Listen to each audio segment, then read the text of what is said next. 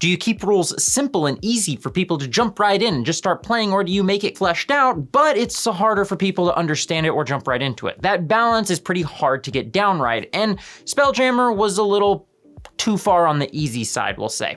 So in this video, I want to give some rules that will still keep it easy for players to jump into it and understand what's happening, but give it a little more immersion and ship-to-ship combat that feels a little better. Gives players the opportunity to shine a little more. So let's jump straight into it. The first thing that I'm talking about doing, we need to add a maneuverability class to each of the ships. Now, you might be saying that sounds like a lot of work and not very easy for me to go through and add a maneuverability class to every ship. Well, all of the ones that are given, I've already done that for you, so you feel free to use mine, adjust it as needed. You'll notice that the maneuverability class, or MC, 1 being the worst and 4 being the most maneuverable. What each of these numbers represent is how many times they can take a 45-degree turn in a round. So a ship with the maneuverability class of 1 can take one 45-degree turn. A ship with a maneuverability class of 4 can do a 180 on its turn. This, I think, just helps with the immersion a little bit, and it's not complicated to implement. It's very easy to implement and run and understand. The next thing that we're doing is I'm just straight from Ghost of Saltmarsh. We're taking all of their officer roles and we're gonna add it in here. So in Ghost of Saltmarsh, you have officers and you have crew members. All the players should be officers, and as you see here on this list, with the Spelljammer role included, that's 7. So you can have up to 7 officers without having to create any new positions yourself. What's more likely is you're going to have to throw some of these out or combine them. The quartermaster or navigator position could be joined together with the Spelljammer role very easily. Similarly, you could get rid of the captain if you want all of the players to kind of run the ship together and you don't want one of them to necessarily be in charge. You could just do away with the captain position, or you could have an NPC fill that captain position, but if you do that, mutinies could happen. The cook and surgeon, honestly, those ones would probably be the first ones that I would get rid of, because, I mean, why is a cook an officer? So starting off, you know, we've got the captain. He's basically the one in charge of the ship. The first mate, which again could be merged with the captain if you wanted to. Things you want with both the captain and the first mate, you want high charisma. You want this person to be able to talk, inspire the crew, and all of that fun stuff. And with that, during combat, I think that, you know, to really let players shine, they should probably get some extra abilities depending on their role. So with this charismatic person, you could do something like Bardic Inspiration. As an action, you can give all the officers essentially Bardic Inspiration, a D6 that they can add to any one roll that round. If you like rolling dice and it feels kind of lame that the first mate or someone might just, you know, give everyone that and that's, you know, their action, you could have them roll Persuasion, which could make that charisma stat or that skill in persuasion really useful. If they roll persuasion, maybe the die type changes depending on what they roll. And here's an example that you could use for that if that sounds a little more fun and suits your table. The next officer we have is, of course, the Spelljammer.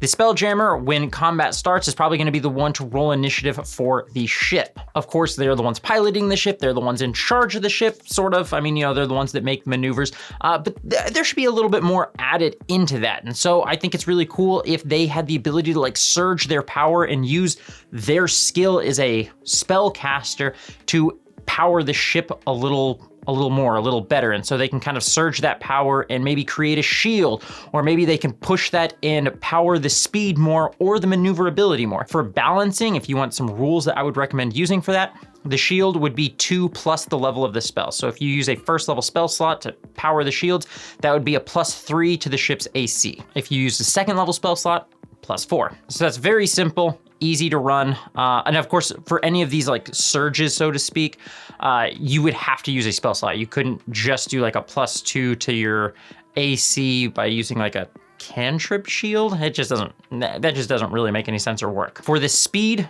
I would say probably 30 additional feet plus 15 feet per spell level. So with that, you can surge the power and really launch the speed forward. And you might even use this to give bonuses to the ram damage or different things like that.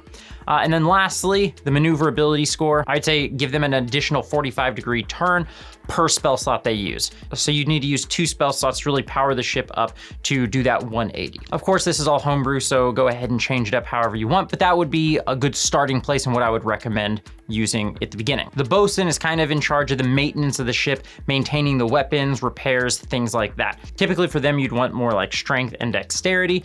And as far as actions in combat, if they're the ones in charge of these weapons, they're probably close with the crew member. Side note, all ships should have crew members, and so you shouldn't really have to use officers to like man the guns. All officers on their turn can take an action to tell a weapon to fire. None of them will just fire on their own. Someone has to take an action to basically be like, yo, you, fire.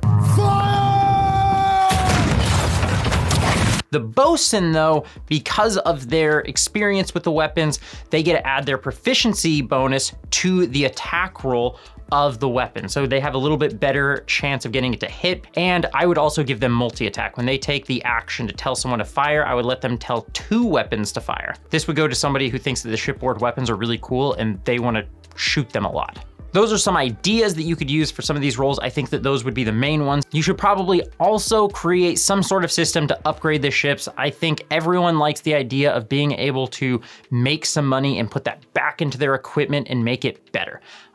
Ships just being static what they are, I don't think anybody really likes that idea.